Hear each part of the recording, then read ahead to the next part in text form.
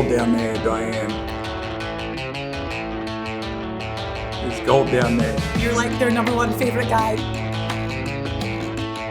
Because you won them cash. Hi and welcome to the tour report from Secret Golf. We have been spoil rotten with major golf. Bearing in mind, we are on to the sixth and final major of this crazy extended season in 2021. Of course, 4 majors of the year and the Open Championship. We have missed it, Elk, with it being cancelled in 2020. Yes, it'll be a big relief, I think, for everyone in the UK to finally turn their eyes to Wimbledon last week, now to the Open Championship, back to tradition. Diane, too bad about England not being able to beat Italy last night. That would have been the capper in the middle of those 2 tournaments. But yes, back to Royal St. George's, one of the greatest venues that the England has to offer in the Open rotation. I've been there a couple of times. One week was okay. The other one was a disaster. And well, about disasters. We'll talk about that because it wasn't all entirely your fault. Was it 86? I had an 86. It was in 2011. Okay, well, we'll move on and talk about that at some point. But actually, Royal St. George's is in a great little town called Sandwich in Kent, not far from London. And actually, it was the first course in the Open Championship rotation outside of Scotland. Now, this course is a beast. And you'll see behind me, you know, one of the main characteristics of Royal St. George's is the fact that quirky is a word that's used to describe it a lot. You've got all these mounds and bumps and undulation and elk. I mean, that can just mean that the ball can squirt off anywhere. I think there's so many people will be talking about St. George's. It was in the James Bond movie. It's right on the coast. It's Sandwich. There's all sorts of play on names and words. But this tournament, this course, Diane, has given us so much unpredictable results. And it even goes as far as an unpredictable bounce. You better not take your eyes off the tee shot. Or maybe when you hit that tee shot down the middle, just expect it to go somewhere that you don't think it's going to go, because that's what happens at St. George's. We were given Ben Curtis as one of our champions here. Very unpredictable. Darren Clarke came out of nowhere to win here in 2011. We had a predictable champion in 93. Greg Norman, of course, was number 1 player in the world at the time. But it's a very unpredictable course. Undulating fairways that are diagonally cut across with bumps and swales. And basically, Diane, this week, we're going to take all the stats out and throw them out the window. We're looking for guys that are in form. We're looking for guys that play good at Open Championships, guys that are calm, don't blow, don't lose the head when they have a bad bounce, guys that play good in these kind of conditions. And it takes a very certain set of skills, and history has shown us that at Royal St. George's. I mean, we use quite a unique set of parameters to do our handicapping every single week anyway. And, you know, we look at a lot of other people who rely so heavily on strokes gained, and even those sites and, you know, organizations this week, they have said that it's one of those weeks where their model goes completely out the window. And, you know, we're really going to get into that. But you talk about the unpredictability of Royal St. George's, and I think we saw it perfectly in 2003 with Tiger Woods and his opening tee shot on the first, lost the ball, ended up carding a triple bogey 7. In the same year, Jerry Kelly carded an 11 on the first hole without a lost ball. And Shane Lowry, who's the defending Open champion, I heard him in his press conference earlier in the week saying that first tee shot, first of all, you've got all the pressure of playing in a major, more so on him, who's defending champion, but keeping the ball in play on the fairway on the first and throughout the rest of the 17 holes, that is going to be the challenge. It certainly is. And of course, Darren Clarke, when he won here in 2011, was only in the top 50 in driving accuracy, hit it in that little wispy rough, but he was number 2 in the field at hitting the green from that rough.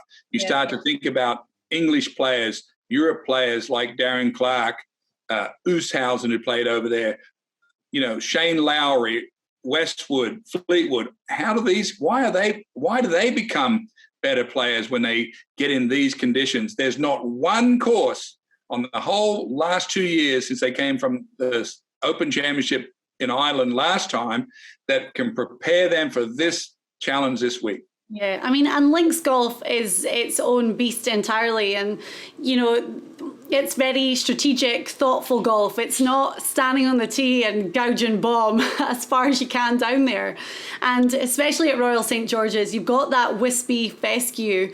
The rough is so penal. Think about St. Andrews, where you have, you know, those double fairways and so much space. You're not going to have that here.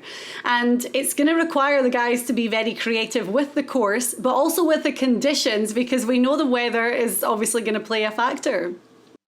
Yeah, and the reason that all the stats are thrown out the window, Diane, is playing links golf sometimes equates to like playing a pinball machine.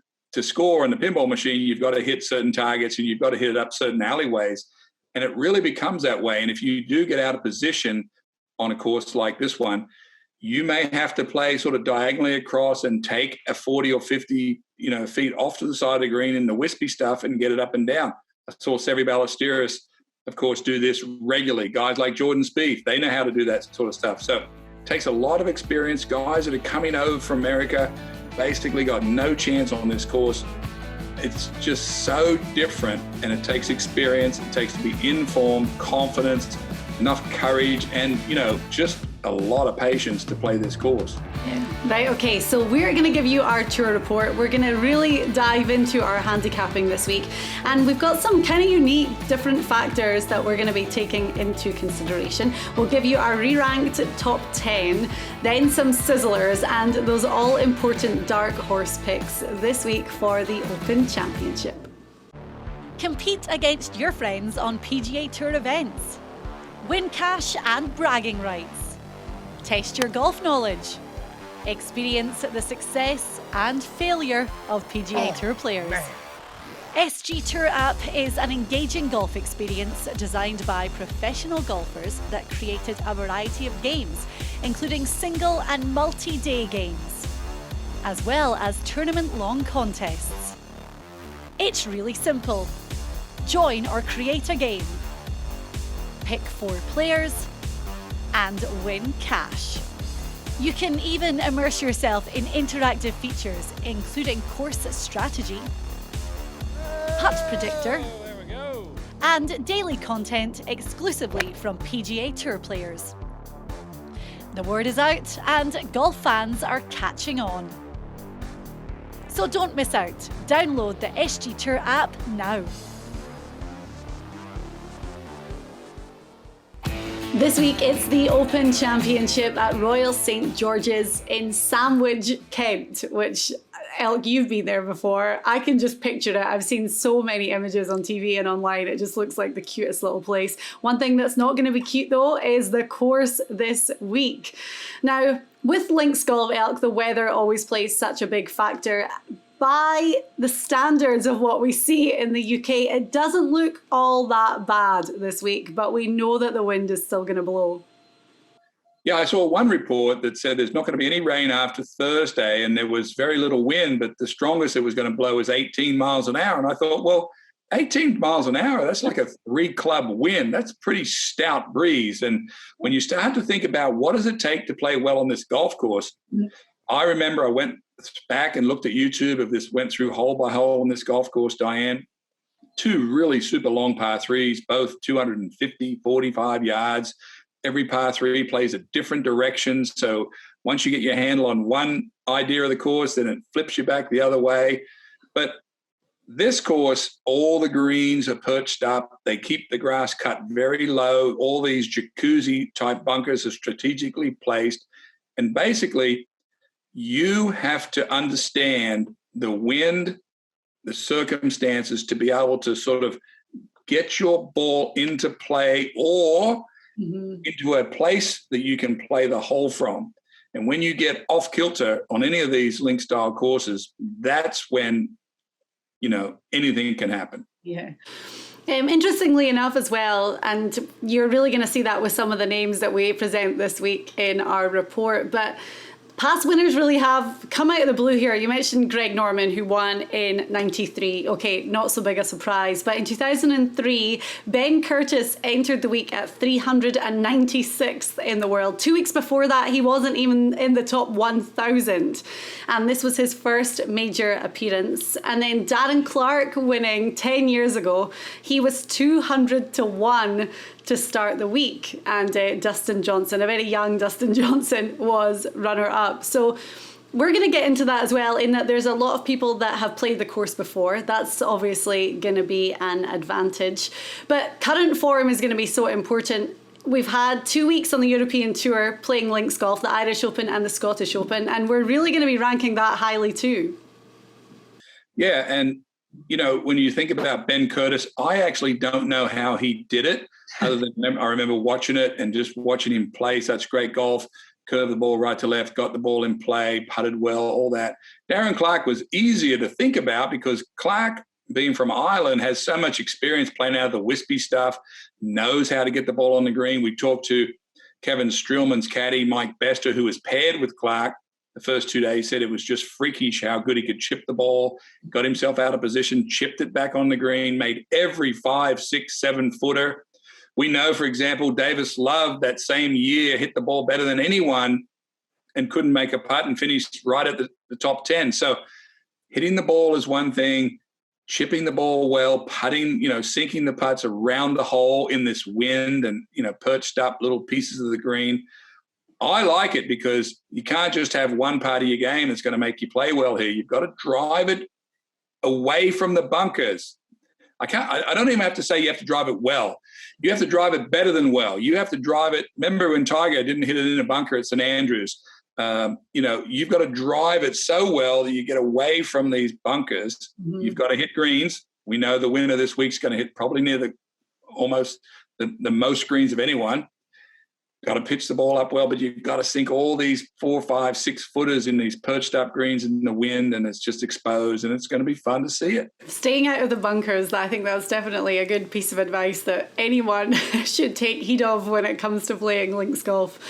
Right, so we're going to start with our re-ranked top 10, and I just mentioned him a few minutes ago, but the guy that comes in at number 1, well, he is a multiple major champion already, and he finished runner-up to Darren Clarke in 2011. We have Dustin Johnson as our favourite this week in the number 1 spot. Yeah, Dustin Johnson's had a lazy summer. He's been out of the limelight quite a bit, Diane, but I'm ready to push him back up in there. He knows how to play links golf. 10 years ago when he was here, he almost won this tournament, gave it away when he shanked his second shot. Is it the 14th hole, a par 5 that goes along out of bounds on the right? Yep. Shanked that shot out of bounds, almost handed the championship to Darren Clarke. But imagine how much better a player Dustin Johnson is or was than he was 10 years ago. I think he's going to step on this golf course. He's probably the most athletic and talented golfer that we have on the tour. Can play different shots. Dustin Johnson is a sort of a field player, and I just think this is going to be all familiar to him. And this could be the week for him to basically, Diane, close in on the Grand Slam. He's flying under the radar a little bit right now. I think just in the run-up, there's so much attention on Jon Rahm, who's the Vegas favourite, on Rory McIlroy, because there always is around the Open, even Jordan Spieth, Brooks Koepka. And I think one of the reasons that DJ is slightly under the radar is that he, as you said, he hasn't played that much lately. But when he has played, we haven't seen that kind of fiery DJ golf that we were seeing when he won the Masters and kind of the end of 2020. If you had to pinpoint any one part of his game that seems to be lacking right now, what would it be? It was his putting. And it's very clear to anyone that knows DJ, has watched him, when he gets going and things go well for him, it becomes very mundane, very mechanical. When he won the Masters in November, it was just a matter of the TV, the clock running out, because we knew there was not going to be any mistakes made. He was making all those 3 and 4 footers. He was just driving it perfect. But when he gets off with his putting, it eats into the rest of his game. It eats into everyone else's game. Then you feel like you got to hit it closer. You don't chip as good. If you drive it, miss a fairway, you're almost going to make a bogey. So putting is always a bit of a question mark for him.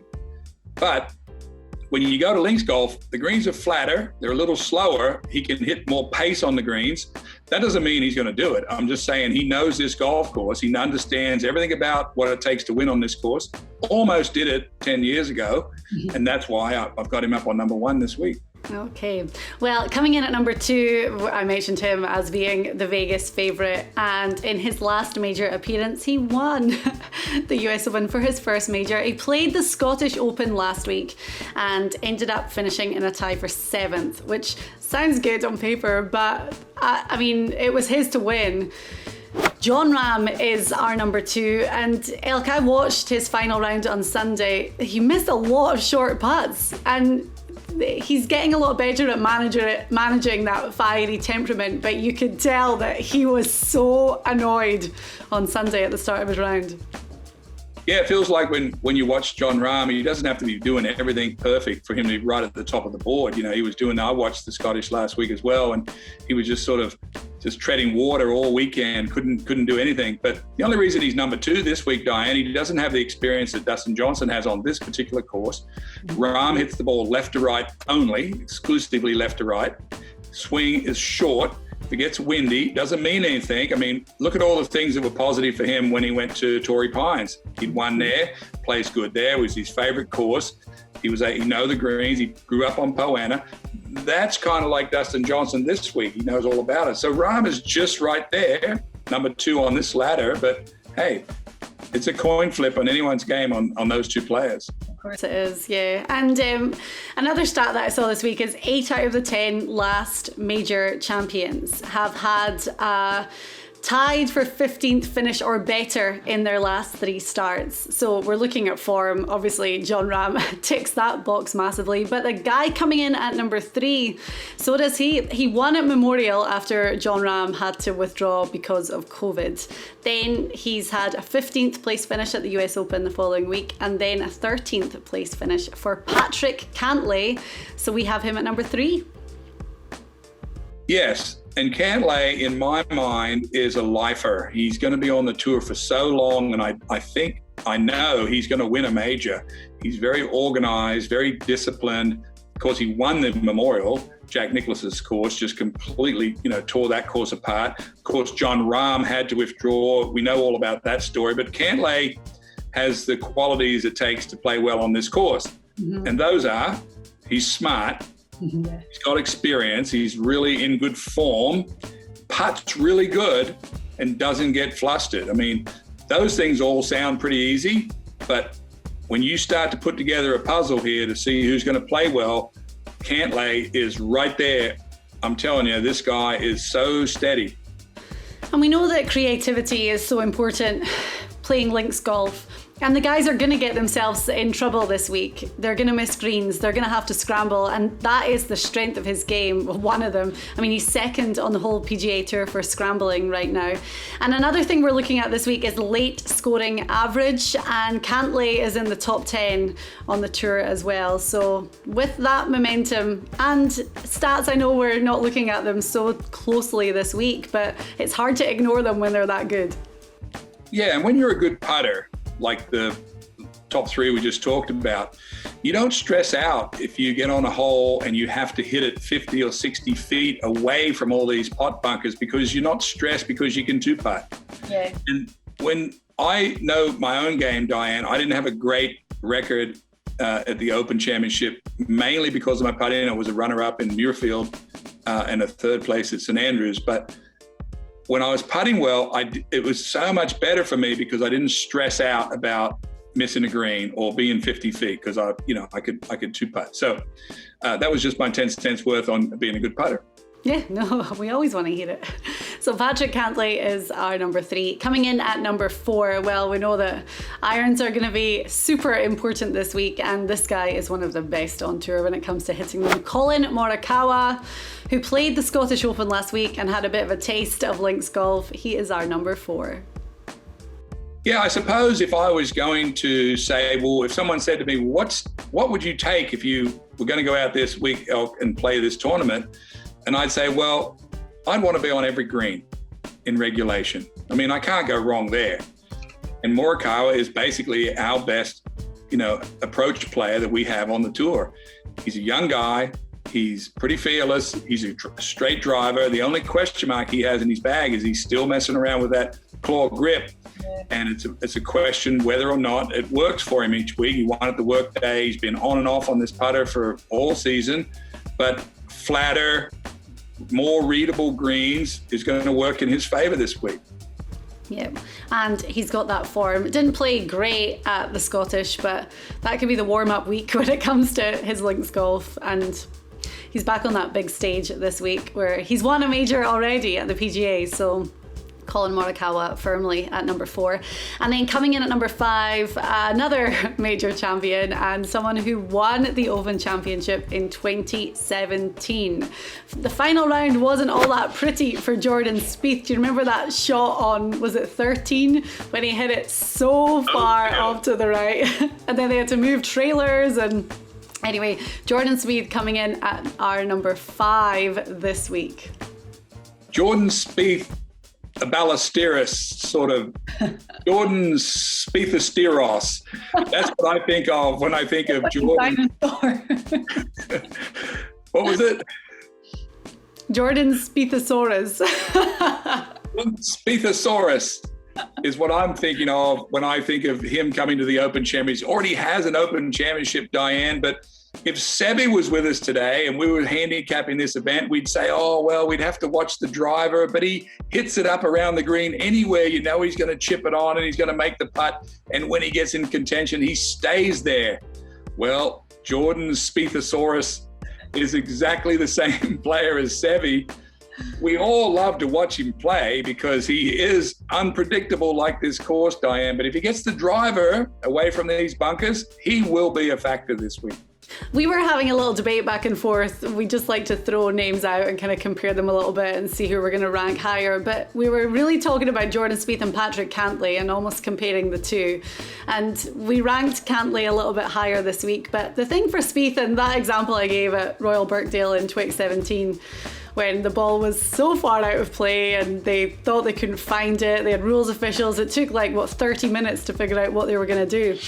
But when he gets himself in trouble, which he will, because they're all going to, and the way that Jordan's hitting off the tee occasionally right now, we know he's going to be over there again. But he's so creative and just so good at getting himself out of what seems like an impossible situation. And that just goes hand in hand with playing a course like Royal St. George's. Yeah, you've got to take your medicine. The big thing about these links courses is a lot of players, me included when I play, that I didn't want to take my medicine. I didn't want to play the angle away from the hole and then play a chip and down. I wanted to cut across and try to get it close. And then I paid the penalty for that. And this course is magnificently designed as far as where they put the trouble and when they set these pins behind them. It just creates these dynamic angles that if you're not in the right spot, you cannot get in there. So, Jordan Spieth knows all this, of course. He's an Open champion and, it's going to be fun to watch him play. All right then, so our top 5 is Dustin Johnson, Jon Rahm, Patrick Cantlay, Collin Morikawa and Jordan Spieth. So we still have the rest of our top 10 to give you. Then we're going to look at some Sizzlers and those dark horse picks for the Open Championship at Royal St. George's. Get in the game on the SG Tour Golf Gaming app and play 4-ball. It's a classic stroke play competition based on the aggregate scores of 4 players. Who makes your team? Well, pick 4 guys, 1 from each tier based on the current world golf rankings. Want a tip? You need 4 guys to make the cut. Get in the game on the SG Tour Golf Gaming app, available on iOS in the App Store. It's the Tour Report from Secret Golf for the 6th major of this season. It's the Open Championship at Royal St. George's, and Diane Knox and Steve Elkington is here as well. We're giving you our re-ranked top 10. And we've gone through our first 5 names. Dustin Johnson, Jon Rahm, Patrick Cantlay, Collin Morikawa and Jordan Spieth. Right, Elk, coming in at number 5 is a guy who looked like a bit of a cert to win the Scottish Open at the weekend, but he ended up losing in a playoff. He had a ticket for the England Euro final against Italy and he couldn't make it down, obviously, and then he lost the playoff. So it wasn't a great end to Sunday for Matthew Fitzpatrick, but he's got that momentum that he can take into his home open this week. Yeah, I've been watching Matthew Fitzpatrick over here all season, Diane. When you think about who's the highest ranked European player that's going into the Open Championship, I've got Matthew Fitzpatrick at the top of that board. Of course, here he is right here at number 6 on our list. But there's a couple of reasons for that. Very nice mid-range player, nice tempo, in form, as you noted there, was beating the playoff at the Scottish Open. But he has Billy Foster. Billy Foster caddies for him. Billy Foster's caddy for tons of top players over there, but he caddied for Seve Ballesteros for a ton of years. And I think that combination's working really well for Fitzpatrick. I mean, Billy Foster's going to steer him around this course. Fitzpatrick's a great putter. I saw him at the Scottish Open, hit it in bunker after bunker. Saw him take his medicine, knock it up there, hold the putt and keep going. Very patient. And I think, Diane, this would be an amazing week for an English person here to win on home soil. Mm-hmm. He's 40-1 as well, which those odds are pretty good after the way he played at the Scottish Open and, as we said, finishing runner-up.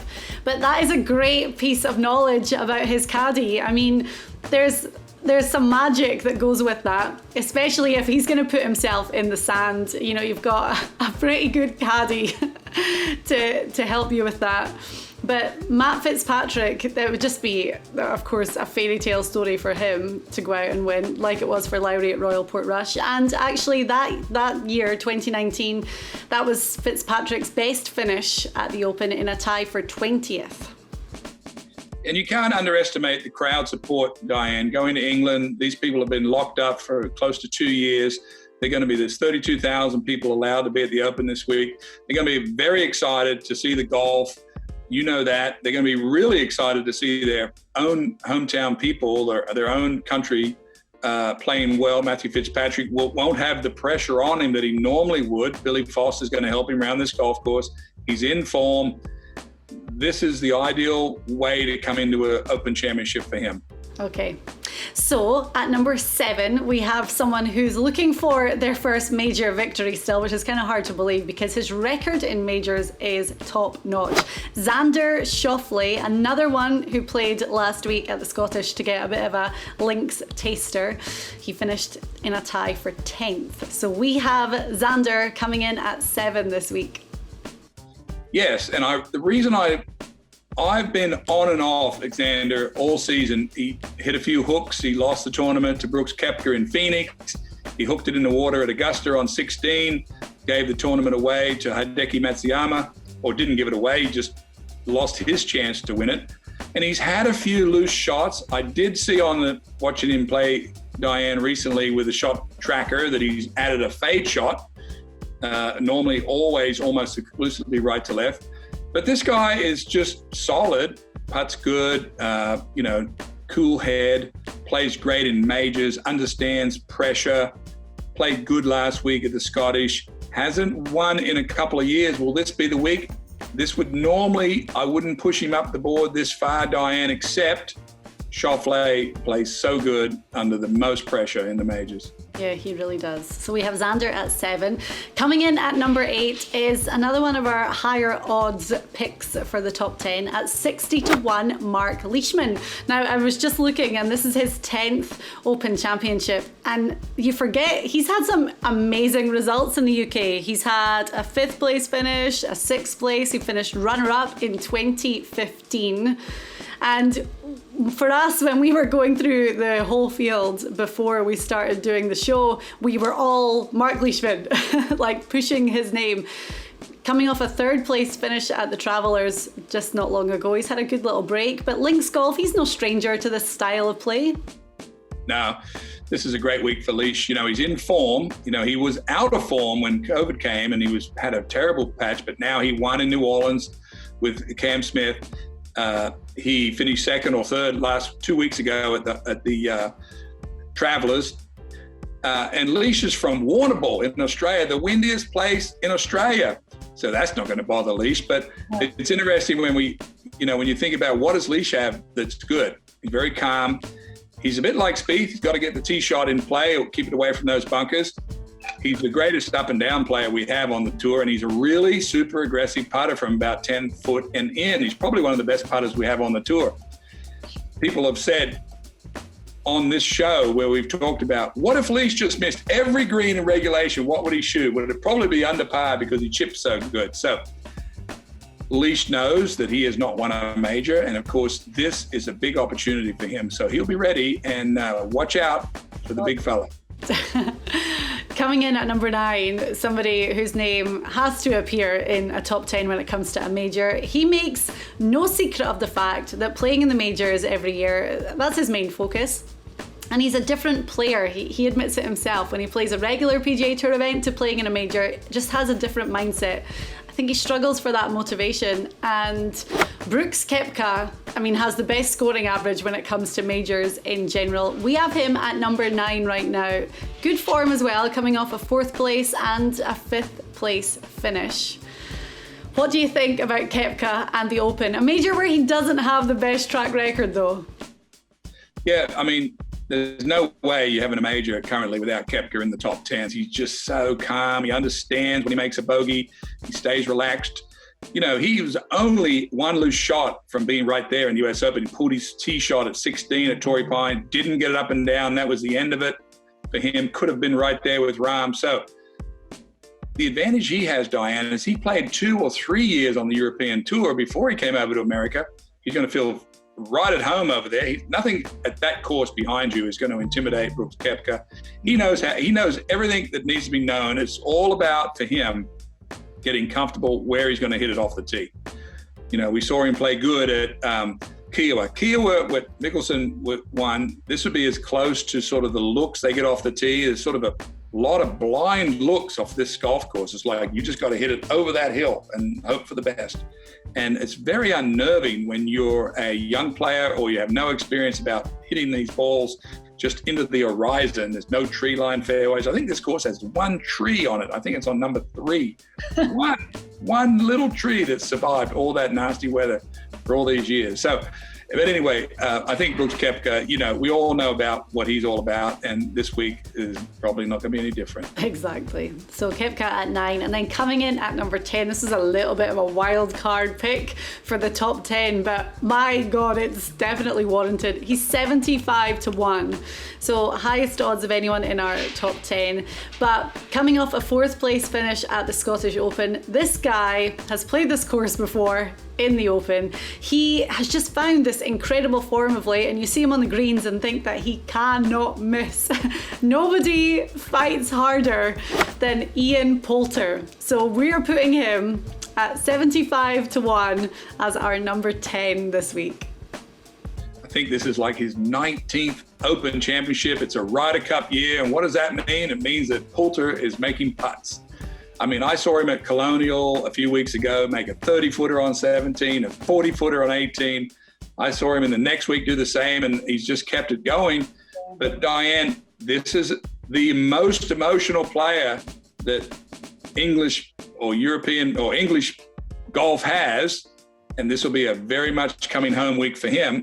But he's playing well. Poulter's come into Opens before with pressure on him, where he was higher up in the thinking. But this week, he's got a free shot at this. He's out of the limelight. He's on the edge of the Ryder Cup. Probably they'll pick him anyway, but he's in super form. But more than that, he knows this golf course. He knows how to play links golf, and he's putting unreal. Probably better than anyone in the world right now. He hasn't won for a while. His last win came at the Houston Open in 2018, but he plays best when there's something on the line, and for him it was an invitation to the Masters the following week when he won that. He's had a 2nd place finish at the Open in 08, a 3rd place, a 9th place. He did play Royal St George's in 2003 and in 2011. Nothing extraordinary to talk about. 1 miscut and a tie for 46th. But Poulter seems to just be a different player right now. I love seeing this in them, but he seems to be having so much fun and loving life out there, and it really shows in the results. Yeah, I think he's matured into a different style of player. I mean, he used to be brash and made a lot of noise as he went around and for whatever reason, but now he's relaxed. Yeah. And I think he realizes, like we all do, that this career thing is going to come to a crest, and it's going to go over the top, and then it's going to go on into the sunset. And he's got this little bit of fresh breath air on the backside, almost like a Steve Stricker. He's not quite that old yet, but you get my drift. And Poulter is right in this. Westwood's another one. They're right in the backside of this crest, and they're playing some of the best golf they've played their whole career. Yeah. So he probably isn't in the best of moods right now after the England loss, because I know that he flew from the Scottish Open after that 4th place finish. Didn't know if he was going to have to wait around for a playoff, but he got to Wembley for the second half of the game. So he would have seen the extra tie and the penalties and the disappointment. But it may not be disappointment for Poulter this week. He is our number 10 for our Open Championship re-ranking. So our full top 10 then is DJ at 1, John Ram at number 2. At 3, it's Patrick Cantlay. Colin Morikawa at 4. We have Jordan Spieth at 5. At 6, Matthew Fitzpatrick. Xander at 7. Leishman at 8. Brooks Koepka coming in at 9. And then Poulter at 10. That's a good looking top 10, Elk, and a great mix for so many different reasons. Yes, as we said at the top of the show, we've thrown out all the statistics. We're looking for players that can play links golf, have experience at links golf. Some have more experience than others. Some have experience on this very course. But one thing about every one of those people in the top 10, they've played very good golf very recently. So they're walking into this tournament with a lot of confidence, ready to take on whatever St. George's gives them. Right, on the way next on our tour report, we have 3 Sizzlers to tell you about higher odds, guys that really made big jumps up in our re-ranking. And we've got a couple of big notable names that we've missed out of our top 10 that we have to talk about as well. It's coming up next on the tour report. Play money grabber on the SG Tour. Instead of strokes, it's all about the cash. You pick a team of 4 players, 1 from each tier, and scoring is based on the money that your team wins. Your guys missed the cut? No problem, you're still in the game. The SG Tour Golf Gaming app, available on iOS in the App Store. Well, this week we're going to see true quirky links golf at Royal St. George's for the Open Championship. Now, Elk, we've gone through our re-ranked top 10 and there's a couple, 3 big names that are notably missing.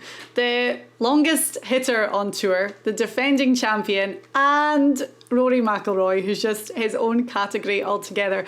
Let's start with Rory then. So why did we leave him out of the top 10? Where do you want to start? Well, Rory would be disappointed in himself, Diane, that he missed the cut in the Scottish Open last week. And I don't really know why. I mean, he's been, he won not too long ago at Quail Hollow. His form since then has been a little up and down. He was looking really good at the US Open, but fell apart on the back 9 at Torrey Pines. And if you're a punter, Diane, which I know you are a little bit, all those punters will be, one hand will be putting the money down and the other hand pulling it back, because we don't know who's going to show up in the first round at the Open Championship with Rory McIlroy.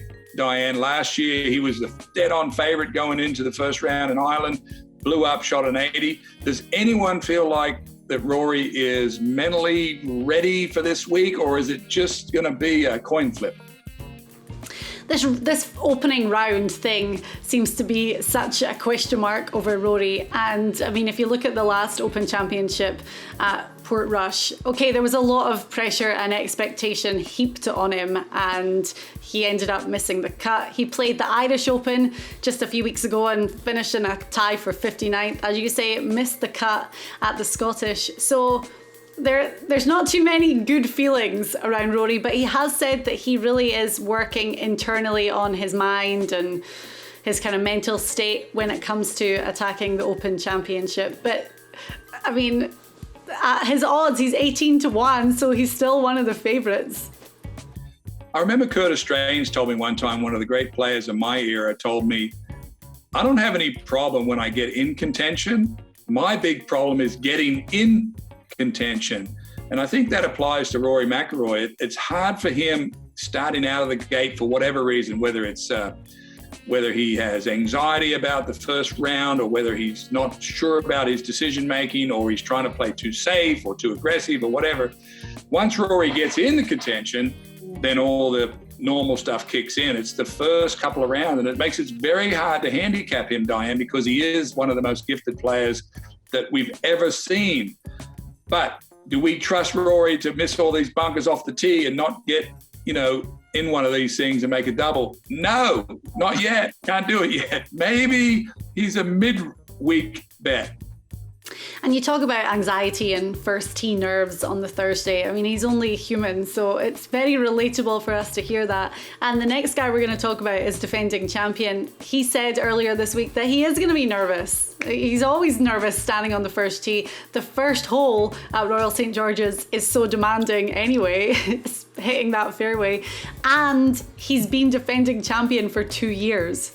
Whether that's going to have a bit of an impact, we don't know. But Shane Lowry, we left him out of the top 10 as well.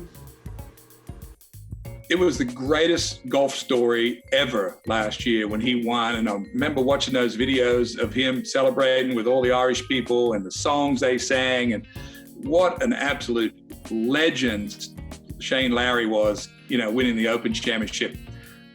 I love the way the guy plays golf, keeps the ball down, good putter. He's been in form a little bit in America. This will help him. He had a really good Irish Open a few weeks ago.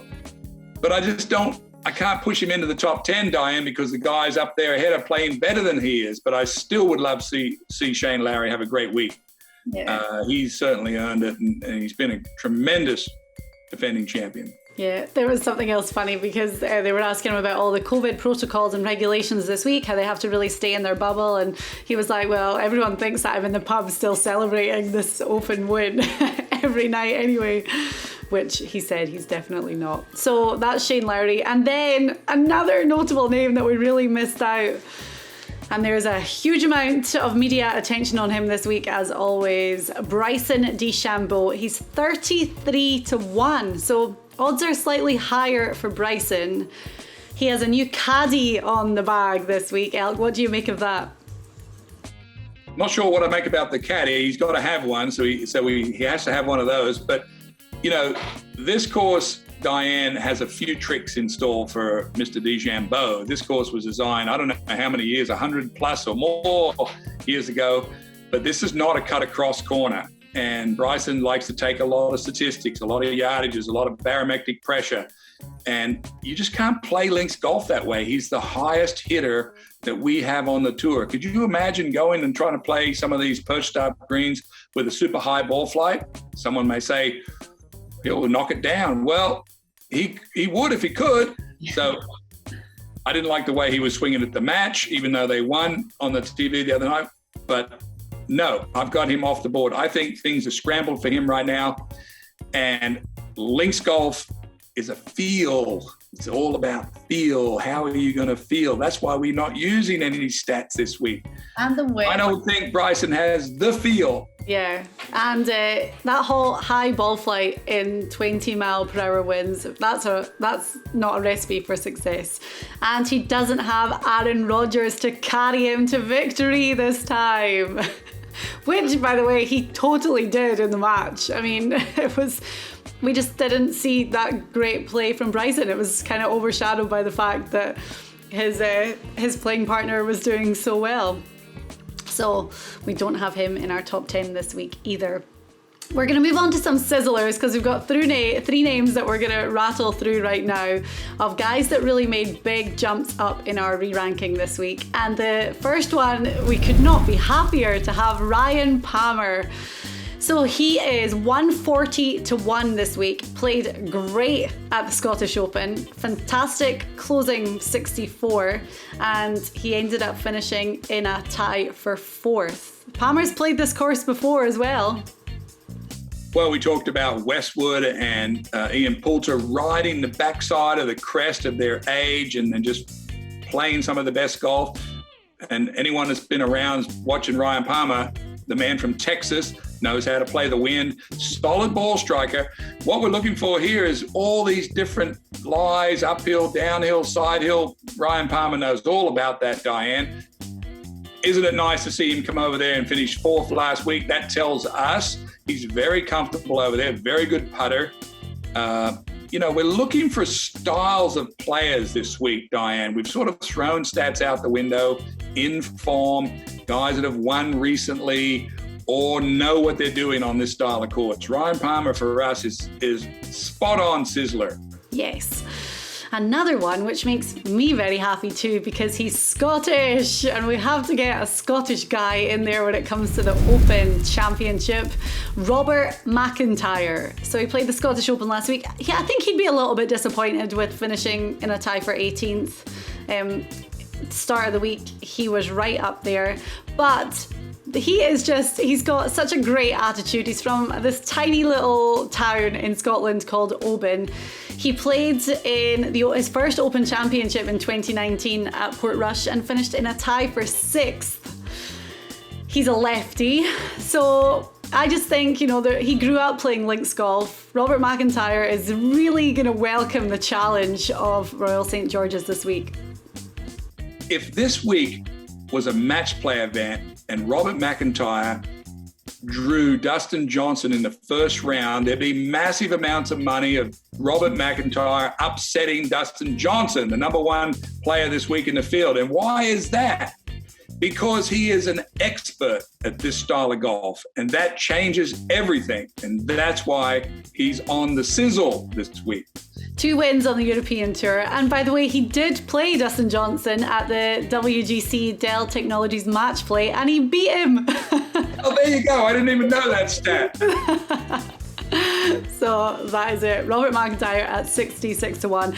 And our last sizzler is someone that you were really big on at 80-1. Great odds for someone who is in phenomenal form. Lucas Herbert.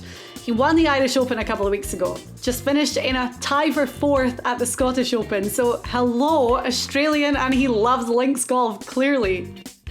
In form, big, strong Aussie, hits the ball a country mile. But more than anything is when, I should say this about any nationality, but when these guys, these young guys that have just won, get going, think about how excited they are to play golf and think about how much, how their brain is not worried about anything. This kid is on a rocket ship, kind of like Higo, who we talked about a month ago before we told you what that was going to happen with him. Here's another one, Lucas Hebert. What's he at, 80-1? He's 80-1, yeah. A lot of Aussies will be on that one, I can tell you.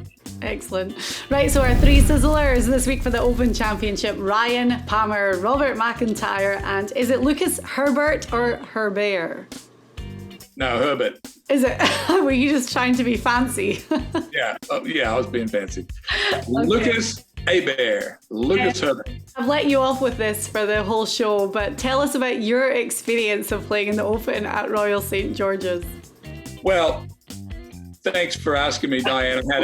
I think it was in 93, Greg Norman won the tournament, and I think I was tie 46, something like that, 72, 71, 70, 72, very consistent. But in, 11, I opened this tournament with an 86. Can you imagine how bad I felt that night? But I did have a broken shoulder. I had a broken AC joint that I did while skiing. I thought, well, you know what? I'm just going to go anyway and play. But it was too much. I was in the rough all day, chipping it down the fairway and carded an 86, and that was the end of it. But this course made me come over, Diane, because it's so intriguing. It's so unreliable. You just don't know what's going to happen when you hit your tee shot. And we're going to see a lot of that this week. It's not going to be drive it down the middle like we see players at the 15th at Augusta where it's perfect. No, it's going to bounce all over the place. I hope it stays dry and a little breezy would be my perfect week. Golf in its purest form. That's what they say about the Open every year, isn't it? And I think this course is just a perfect example of that. Right, Elk, thank you very much. And we will enjoy the 6th major, the final major of 2021. Saturday is considered moving day and you can play along on the SG Tour. It's a one-day stroke play competition where you select a team of 4 players to shoot the lowest scores of the day. Will you make big moves? Download the SG Tour Golf Gaming app on iOS now.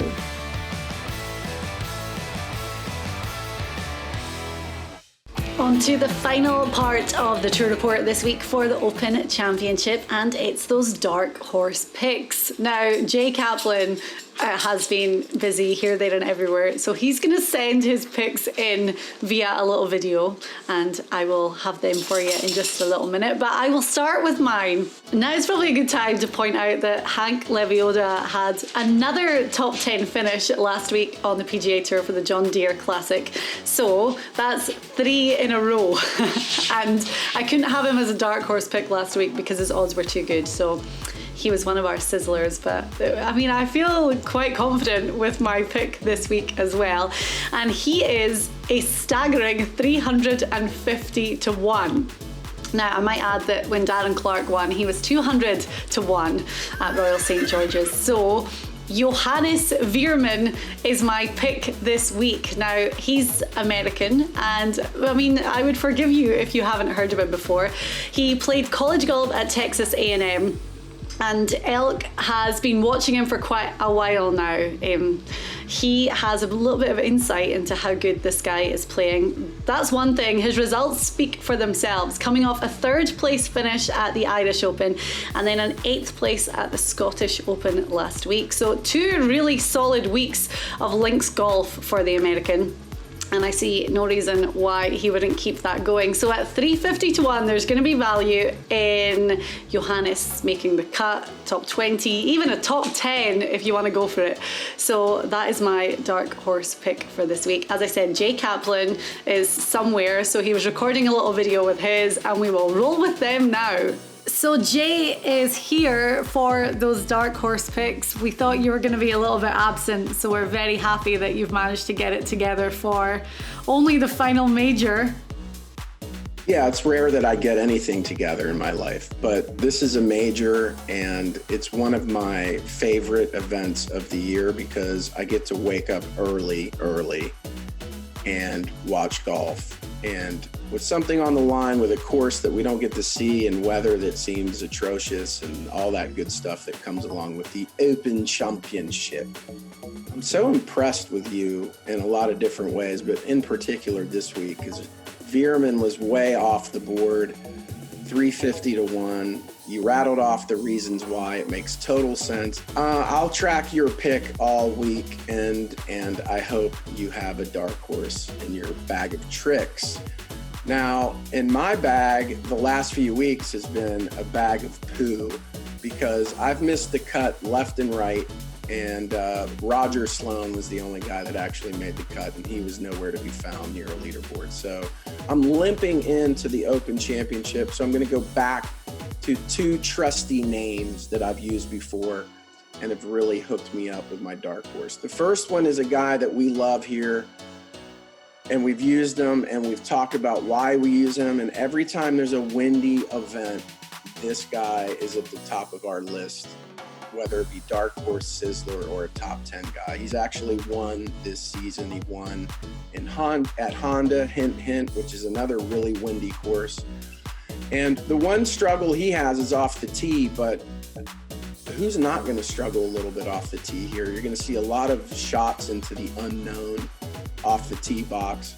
And as long as you guys have alluded to, you and Elk, staying out of bunkers is key. Although this guy, having grown up as an Australian, and of course we compare everything to Royal Melbourne, there's plenty of sand on that, so he's going to be familiar if he does have to get out of it. And I just like this dude. It's going to be interesting to see if he can make a name for himself in a major. I think he can. He comes in at 250 to 1. He got off to a hot start. He's leveled out a little bit. As you know, Diane, he's married to a former Miss Idaho. So this guy has a charmed life. I hope and think he's going to have a charmed week. My first dark horse pick is Matt Jones. And speaking of seasoned players, I'm going to stay with that theme for my second dark horse pick. Another guy who's had a tremendous season, and it's not really surprising. I think he's finally found his true identity. This guy is not just a dark horse, but he's a workhorse. This is a guy that plays all the time. So any adversity is going to fall off of his shoulders. And we've used him before, and we've been smart about when we used him. We used him at the Texas Open because he seemingly has some kind of secret plan on how to get around that and either wins it or finishes second, which he did this year.